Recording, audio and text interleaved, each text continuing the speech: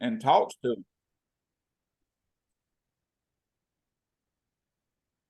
I'm sorry, Mr. Weaver, you can carry on. Okay, I'm sorry. I didn't know what was going on there. It It's blocked okay. the screen there for a minute. Yeah. But like I said, we need economic growth in the city, and we need to support what businesses we have, and we need to be out talking to them and talking to the residents in Hiram, and bringing them closer together, getting everybody closer together. Thank you, Mr. Weaver. Ms. Beasley, the same question for you.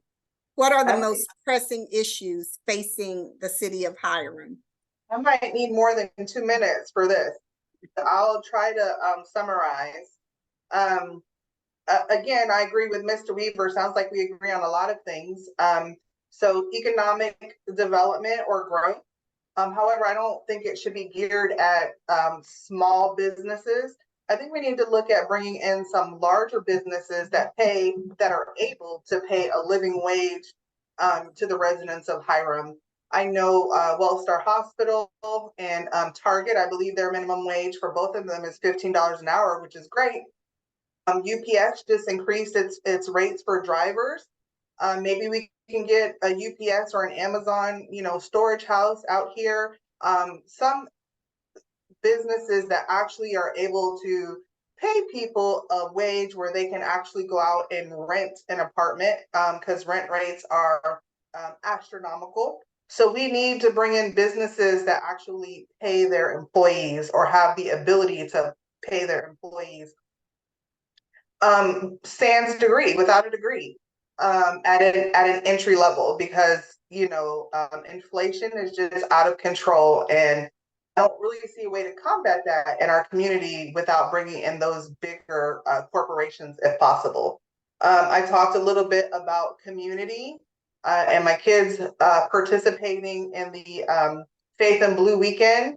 Unfortunately, I was on vacation, so I was unable to make it, but I heard recently that the police weren't actually out there. Missed opportunity for them, I think. Maybe they should have had a basketball team or a softball team or whatever, so that they can actually interact with our kids, again, to combat the implicit bias. We need services for our senior citizens. We need mental health care services. Recently we had the murder-suicide at our local Walmart, and to my dismay, the next day, our current city put up a ribbon cutting ceremony for one of the restaurants that opened, instead of acknowledging that maybe this was an isolated incident and that our residents are safe. And here are the 1-800 numbers to, a suicide line, or, what are you doing for the employees? Are they getting the mental help that they need? Did they witness that? I hate to cut you off, Ms. Beasley, but Mr. Hurry has indicated. That's why I raised my hand. Yeah, listen, I have so much more, but I understand. Yes, each candidate will have an opportunity at the end to share what you may not have gotten an opportunity to share during our question and answer. So maybe make yourself a note. Ms. Beasley, we will start with you on this question. We know that the mayor doesn't have necessarily voting rights, as Mr. Weaver has shared. They are responsible for managing the process, if you will. How would you use your voice and your influence to ensure that the city council is making decisions to include all of the citizens of Hiram? First, I would have to say it starts by fostering relationships, and voicing your opinion or my opinion. Hopefully we would all be on one accord. I know that it's not always possible, but I do have ideas, And so I would bring those up in work sessions. I have spoken with a couple of one of the current or two of the current city council members and one that is running. And I know that we all have a similar vision for Hiram.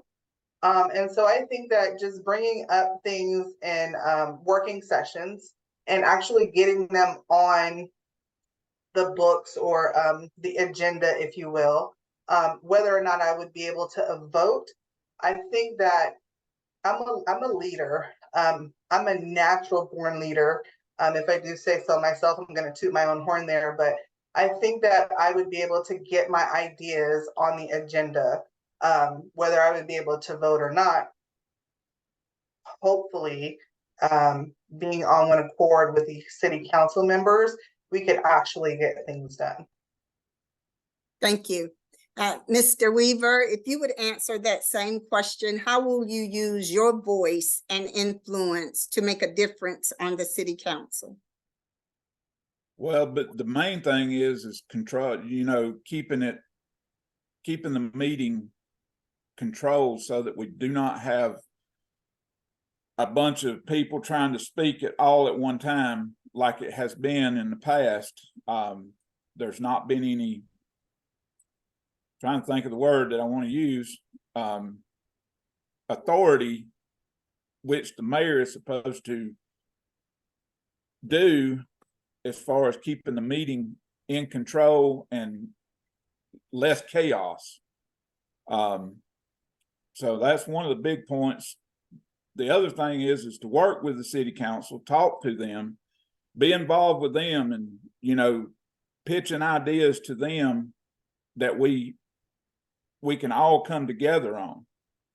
That's one of the main things that I want, I would like to see. And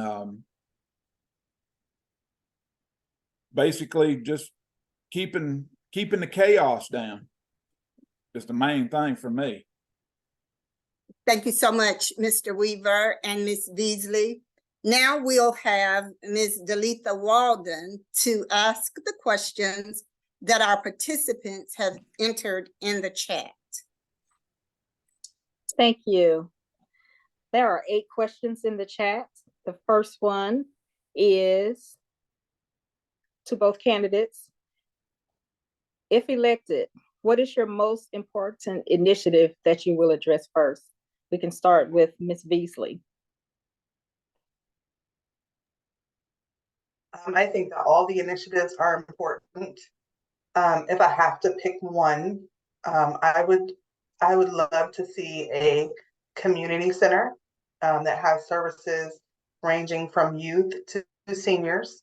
My oldest son plays semi-professional basketball, and recently the mayor of Atlanta has started something called Midnight Basketball, and they have a huge community center. And I went to see my son play basketball there, and they were giving away free haircuts, free socks, free diapers, just all of these amazing services. And I saw kids to adults getting their hair trimmed or cut while there. I talked to the organization that was providing the free diapers and free socks, and it was completely free. And so I would love to see something like that come to fruition in our community.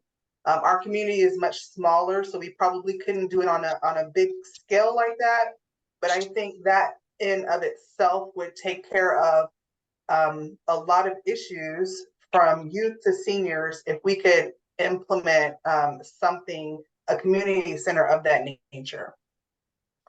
Mr. Weaver, same question. If elected, what is your most important initiative that you will address first? Well, as Ms. Beasley said, there's so many. I know number one thing, and I'm hoping and praying that it is done before the election or even before the first of the year.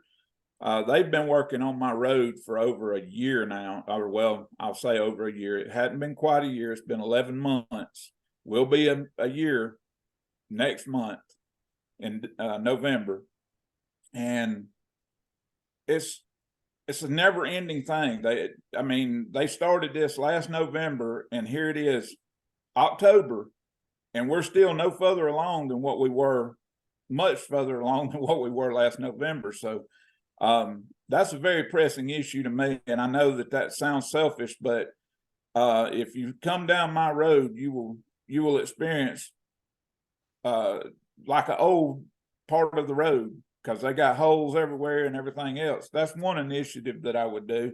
The other initiative, just like Miss Beasley, because I think her and I are both on the same page as far as young people goes. We do need a community center. We need somewhere that they can gather together.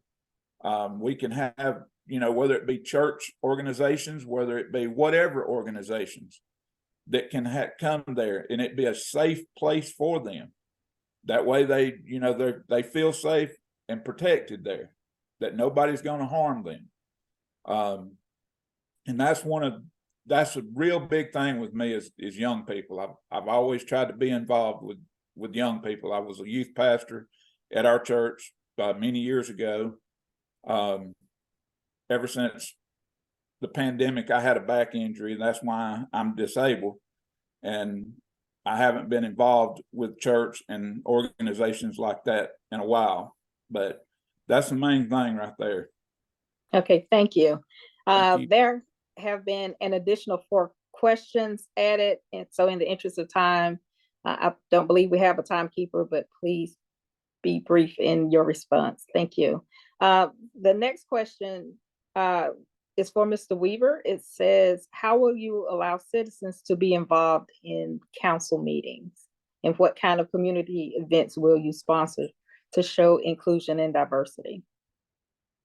Well, the biggest thing is I feel that, like I said, I've been going to the meetings for well over a year now.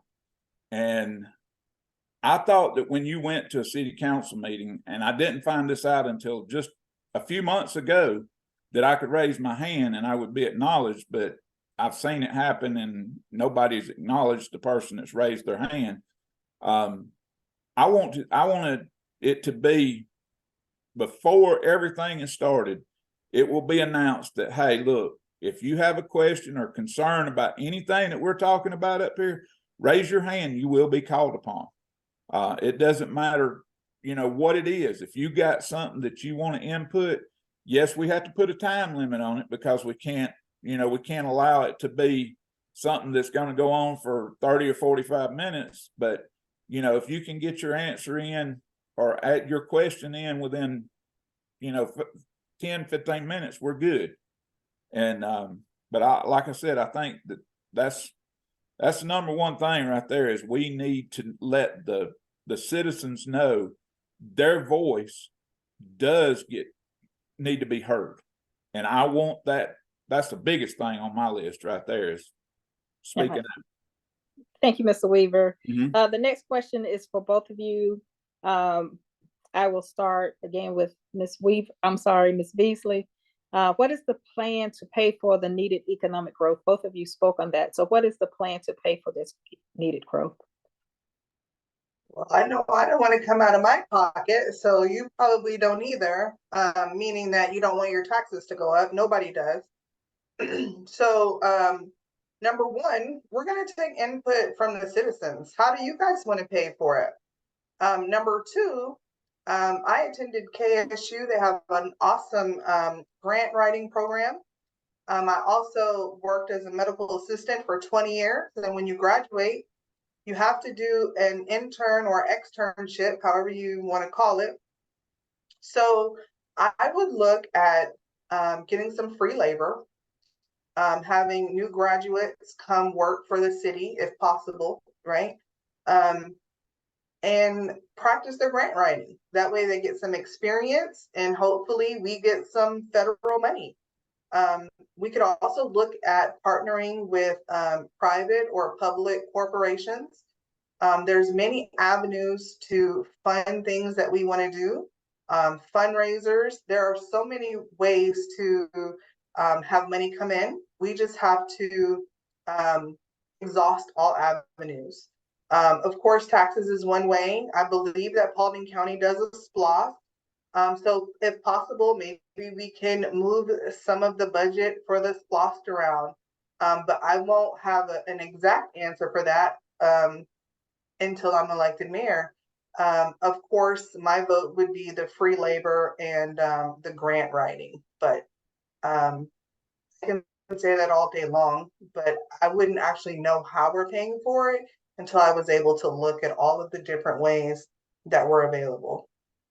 Okay, thank you. Mr. Weaver, same question. How would you pay for this economic growth? Well, again, like Ms. Beasley said, we really don't know. Either she or I neither one know what kind of avenues that we have available for us. I know that they do have SPLOS. I know they have, they do receive a lot of, tax money from Paulding County itself, which actually is money that's coming from us. But anyhow, I really don't know how to give you a true answer to that until I could see what we did have, the Okay. avenues that we did have. Okay. Next question is for both of you. I'll let you start, Mr. Weaver. The question is, Hiram's retail and commercial district are the largest in the county. Why is growth a pressing issue? And what specific economic growth are you speaking of? How does business growth benefit the population of Hiram? Mr. Weaver? Well, going back to talking about that, I believe a lot of it has to do with tax money coming into the city. Now I do know that we have a pretty high tax rate for businesses, and I know that's why a lot of big businesses are not here, because they don't want to pay that occupational tax that they have to pay. I went and visited one place up here in Hiram, and he pays $25,000 a year for his tax, for his business license. It's an operation, tax and everything. And I think if that covers up to 25 employees, and if he goes over that, then he gets taxed more. He has to pay more for his business license and everything. So I know that that's one big downfall there with that, but the main thing is, if we get growth in here, we've got to, we need to expand our business just a little. I mean, yes, we have a whole line of businesses from almost Powder Springs to Dallas. We're covered, and we are the largest in Paulding County. We're the largest business district in Paulding County. But like I said, it's one of those things that we need to concentrate on a lot of different avenues there. Okay, let me reiterate the question. I believe I must have mistakenly read it incorrectly. So the person who asked says the question really is, why is growth a pressing issue? And so Mr. Weaver and then Ms. Beasley. Mr. Weaver, do you have anything else to add to what you just stated? Well, I mean, because the city and the county both is growing. It's not, I'm trying to keep people from having to go out of county. I like to keep our business in the county. And that's why I'm saying growth as far as business wise goes. We need more business. That way we keep more people in our county spending money in our county. Okay, thank you. Ms. Beasley? I think it goes back, I thought it was a meme. I think it goes back to that living wage. People keep saying we have a lot of businesses in Hiram. We really don't. We have restaurants and retail. And if you've ever worked at a restaurant as a server, I did. When I did it, I was making $2.13 an hour. And then, you really work for those tips. And people don't tip like they used to. So you can imagine that a server is not taking home a lot of money. And with the mandate of everyone is required to have health care, what the retail companies did was they hired a lot of people and then they made them part-time. Because if someone is part-time, then they don't have to provide them insurance benefits. So people are losing out, especially young adults, on insurance benefits, on livable wages. And so while we do have a plethora of restaurants, car washes, and retail space, we need to bring in other industries. It doesn't necessarily have to be white collar jobs. I see you in the comment. It can be blue collar jobs, because some blue collar jobs do pay very well as well. And so when we're talking about economic growth within the city, we need to grow to be able to keep up with the rest of the world. Hiram is just a little bit behind the time, and we don't want to get so far behind that we can never catch up. Okay. Thank you. I'm going to skip around as some questions are being rephrased. So the next question is, it has been stated that although there are plenty of businesses on 278, those businesses pay little to no taxes to the city of Hiram. How does that impact fire, police, and other services? Ms. Beasley? I find that very interesting. Again, I'm going to get around to answer the question, but I'm just going to go backwards for a bit. I found out recently that Home Depot and Mavis Tire on the corner there are not in the city of Hiram. So while Home Depot is probably paying a great deal in taxes, the city of Hiram doesn't see any of it. The same with Mavis Tires. So there's a lot of gerrymandering going on in the city of Hiram. I would love to see if the citizens could get together and request some remapping of our city. I have neighbors across the street who would love to put a sign out for me and vote for me, and their neighborhood is not even in my city, yet I can walk to their house. So coming back full circle to taxes, I've also been informed that we pay a lot of taxes to the Chamber of Commerce, but yet we have no voice because our citizens are small compared to neighboring counties. So they'll do more for neighboring counties, yet we pay the most taxes to them. Okay. So the taxes need an overhaul. It just needs to get looked at, and it needs an overhaul where the taxes that our businesses are paying pay into our neighborhood, into our police, into our fire, because our firemen, because it sounds like that's not happening. Thank you, Ms. Beasley. You're welcome. Again, in the interest of time, there are 7 or 8 more questions we want to get to before I pass it back over to Ms. Ponder Bates. Mr. Weaver, same question. How does the those businesses that pay little to no taxes to the city of Hiram, how does that impact fire, police, and other services? Well, as Ms. Beasley said, Home Depot, Mavis Tire, and IHOP are not in the city, but yet we provide police protection for those. So if I'm elected mayor, we're gonna look at this, and if that be the case, don't call the city of Hiram unless you're willing to give us some funding, because you're in the county needs to come and handle your problem. And if you want to use the city of Hiram Police Department, then I feel like that you need to pay for that. If you're not in the city, you need to pay for our services. And that's, as Ms. Beasley said, if you looked at a map of our city, it looks like I don't know what. It looks disgusting. And I think that that's something that we do need to work together with, and we do need to create a better plan as far as for the city. We need to have it needs to be a circumference and not look like a state on a map. That's the way our city looks like.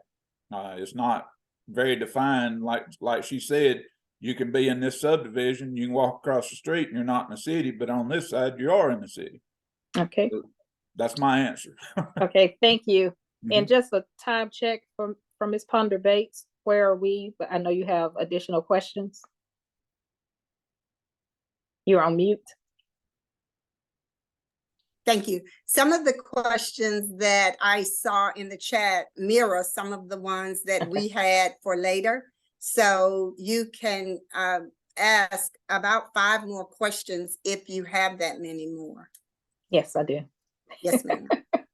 Okay, Mr. Weaver, you had the floor. So one of the questions is, do you support Juneteenth as an observed holiday in Hiram? Yes.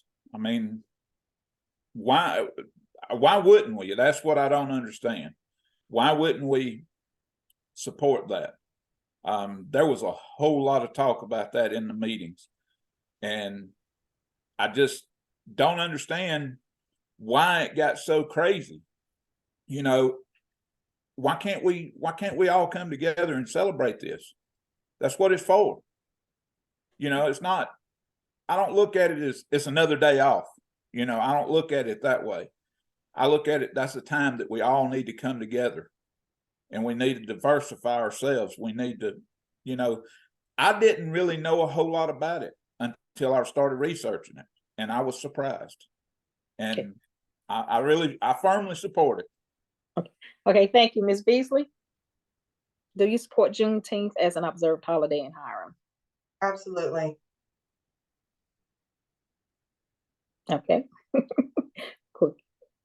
Okay, how can you use your position as mayor to promote a more diverse, equitable, and inclusive community? This has been asked before, but let's hear your response again. Can you repeat the question, please? How can you use your position as mayor to promote a more diverse, equitable, and inclusive community? I think by getting involved.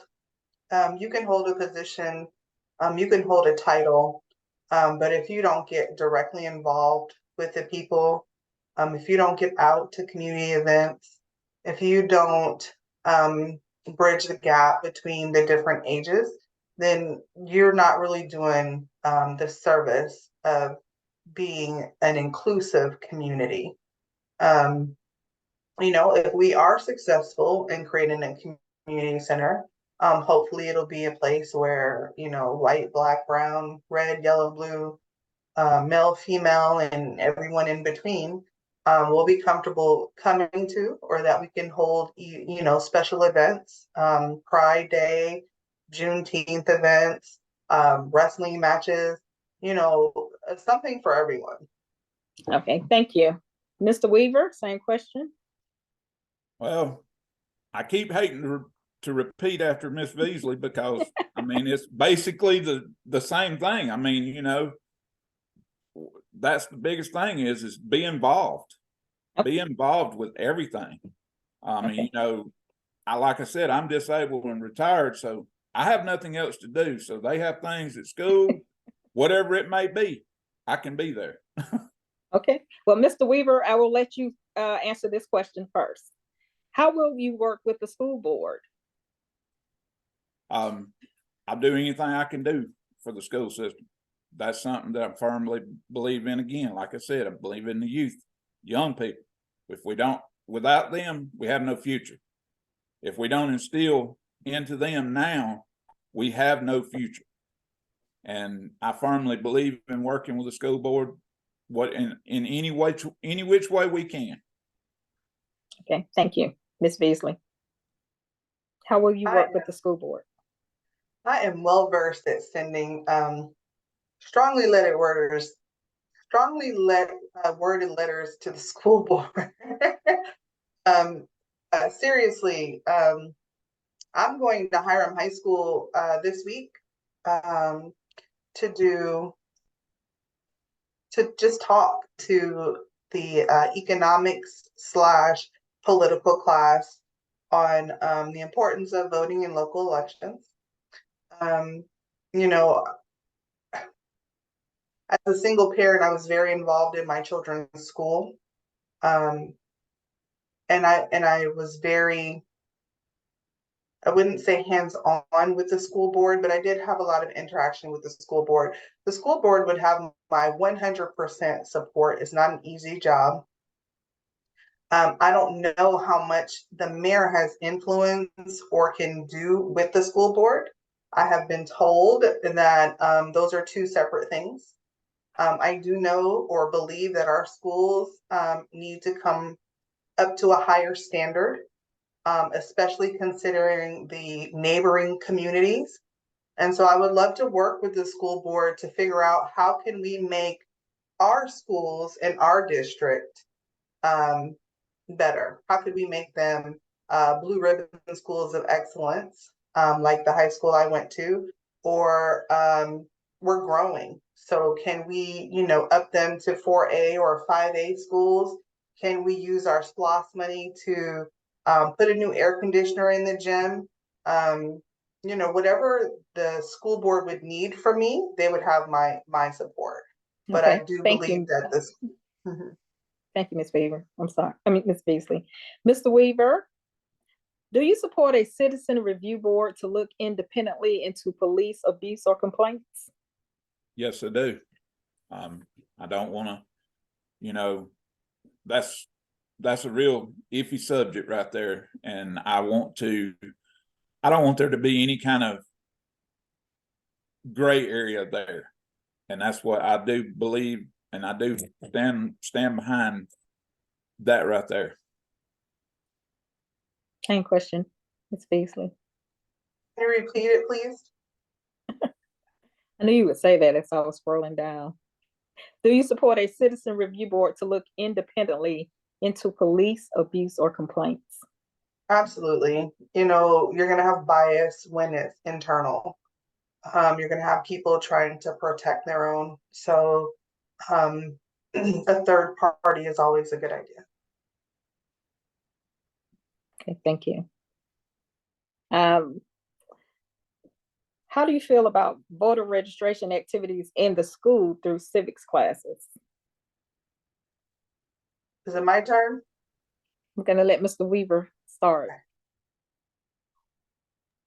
I'm sorry, can you repeat that question right quick? How do you feel about voter registration activities in the school through civics classes? I think it's absolutely wonderful. I think that, we need to get this out. We need to get people to understand what their vote means and what it goes for. And so in high schools, I think it's absolutely wonderful. Ms. Beasley? I wasn't allowed to graduate high school unless I was registered to vote. I do think, though, that there should be some parameters or not teacher influenced, if possible. I'm going to give you an example. I come from a military family. Traditionally, military families are Republican. And so we had to register to vote when I was a senior in high school. And I looked at my teacher and I said, how do I know if I'm Democrat or Republican? And she said, your parents are military, you're probably a Republican. And so I checked the box. And I was Republican for many years before I, fully understood politics. And so while I think that, yes, kids who are of a voting age should be able to register to vote in school, I think they need to have more education about what it is that they are signing up for. They don't just need to be blindly checking boxes as I did. I have one more question, if allowed, Ms. Bates. Okay. The importance of attracting small businesses to the city has been expressed. Which is a more pressing issue? Recruiting new businesses or strengthening pre-existing businesses who are struggling during this economic downturn? Which is the more pressing issue? Recruiting new businesses or strengthening the current businesses? Mr. Weaver? Well, of course, strengthening the existing business that we have here That would be the number one key to support them and be behind them before we try to bring in more growth. You know, we need to take care of our own that's already here first. And that's the way I feel about it. Okay. Thank you, Ms. Beasley. And time check is 7:56. I believe we are to end at 8 o'clock. So Ms. Beasley, and please answer, and then I'll throw it back to Ms. Ponderbates. That will conclude all questions. I think they're both equally important. I think we need to strengthen the small business that already exists. And as I've said many times, I believe we need to bring in new industries, not just retail and fast food. Thank you. Ms. Bates? Thank you. Ms. Ponderbates? Thank you so much, Ms. Walden. And thank you to the community for posing such thoughtful questions. There are just a couple of other questions that we have for the candidates before we close out for the evening. One is, and this question will start with Ms. Beasley. I heard both of you say that voter registration is important for students and should be a part of civics in the school system. But what measures will you take to increase voter registration and voter turnout for the citizens of Hiram?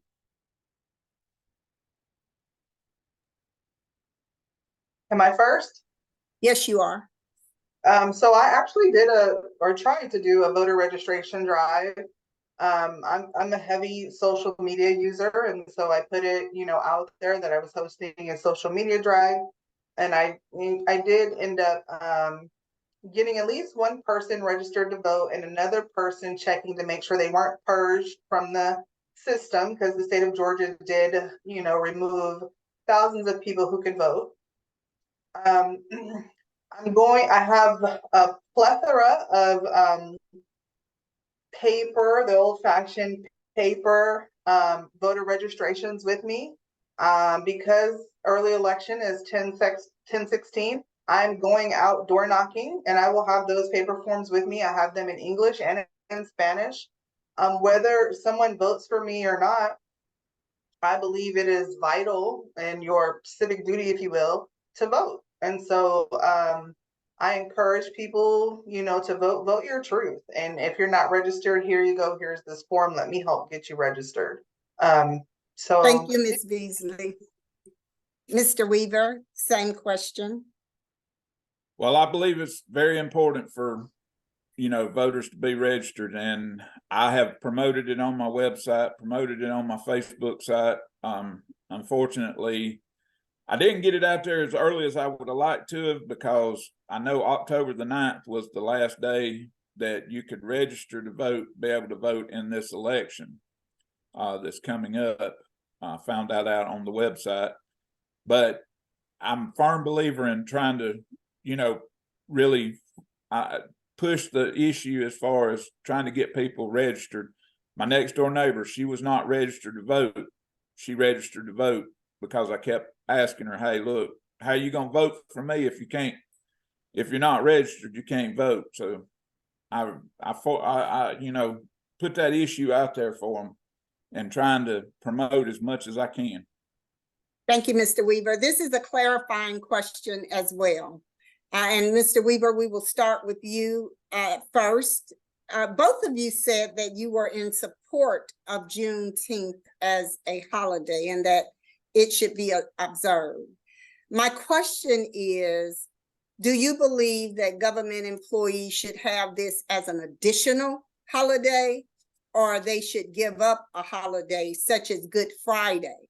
Meaning they could have one or the other. Well, I feel like that I don't see any reason why we have to give up one. I mean, I think that this is a very important day, and I think that it ought to be allowed to be another city holiday. I mean, look at the state and all the other governments, they observe it. It's a holiday for them. So what's wrong with it being a holiday for the city? Ms. Beasley, thank you, Mr. Weaver. I will try to keep my answer short. You're gonna Yes. have to keep your answer short. Yes, it absolutely should be its own holiday. Nobody should have to give anything up or switch another holiday. Yes. Wonderful, thank you. One question, and then we'll have an opportunity for you to share what distinguishes you from your opponents and why citizens should cast their vote for you. But before we get to that, over 40% of the population in Hiram are people of color. However, the government does not mirror that. And we know that there are benefits in decision-making and innovation, as well as building trust and engagement from the citizens when government mirrors the population that it serves. What are your thoughts about that? And how would you help to balance that? Mr. Weaver? Well, I really don't know the answer. I don't really know how to give an answer to that because, I mean, you know, all we can do is to balance what it is we have to have people to run for offices. And, you know, whether it be of color, whatever. But I'm transparent. I've always, you know, I've had a lot of good friends and they've all pushed me to do this. And like I said, I've never run for an office. And so I'm not really sure how to answer that question properly. Thank you, Mr. Weaver. Ms. Beasley?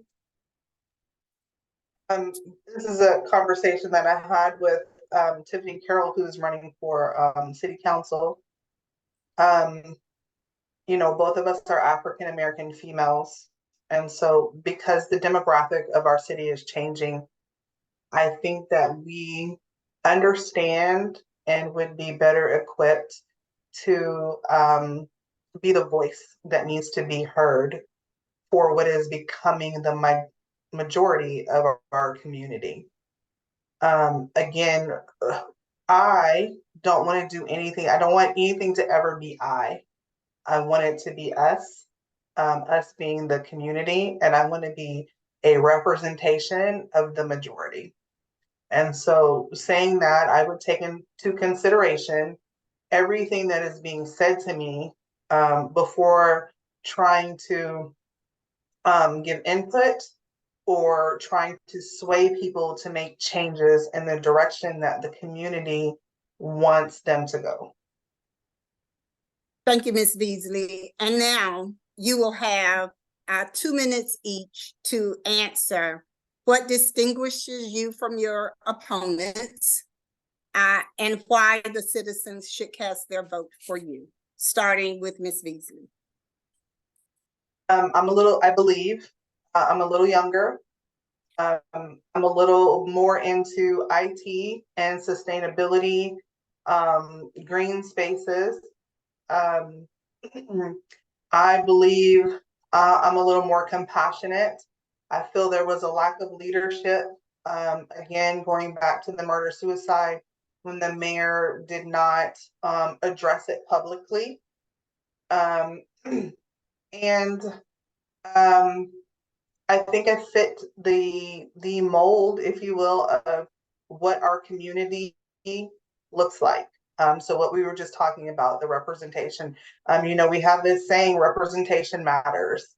And so, you know, I want to be the face for, you know, the little Black girl. Yes, you too can be mayor. Thank you, Ms. Beasley. Mr. Weaver, same question. What differentiates you from your opponents, and why should the citizens cast their vote for you? Well, like I said, I feel like that the years that I've lived here should count for something. Really and truly, you know, we're one and the same. She's probably younger than I am, yes.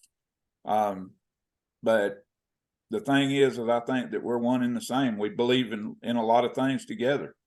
And I believe that either which way it goes, you know, either which one of us is going to represent this city well.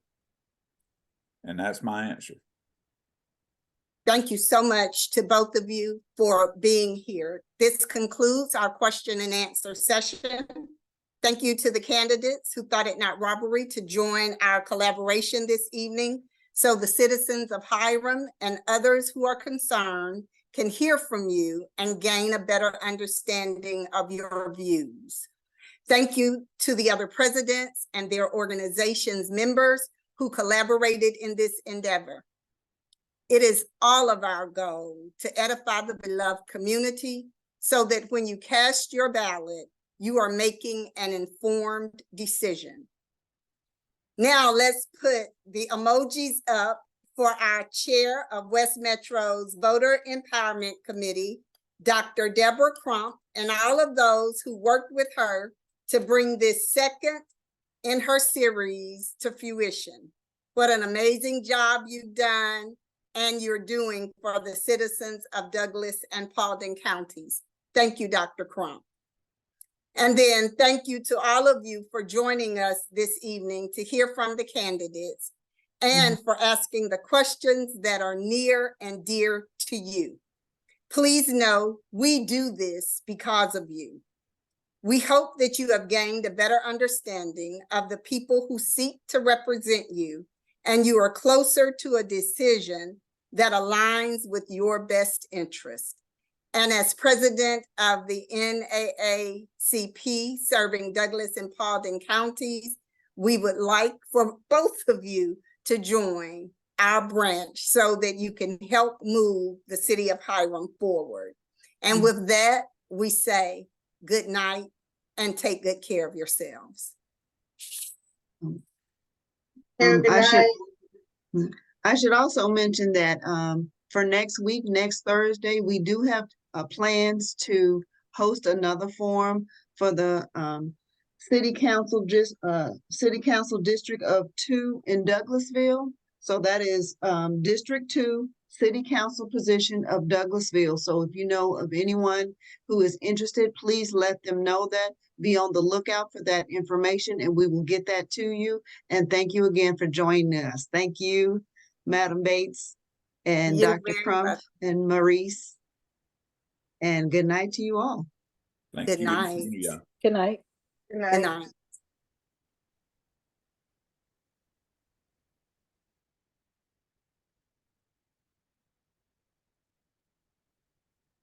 Okay. Thank you, Dr. Ringfield, for mentioning that. I had it Right. I had it that it was going to be mentioned up earlier, and I forgot. No, it was supposed to be on my. I think I grabbed an old. No worries, you did. Yeah, I the grabbed right an thing. old speech that I had made instead of the new one because. No, ma'am, you did the right thing by reminding us at the end. I appreciate that. Thank you so much. Teamwork makes the dream work. Teamwork then. makes the dream work. Yes. Okay. All right. right. Well, we will see you all next week. Next week. Good night. All right then, guys. Good night. Good night. Mhm.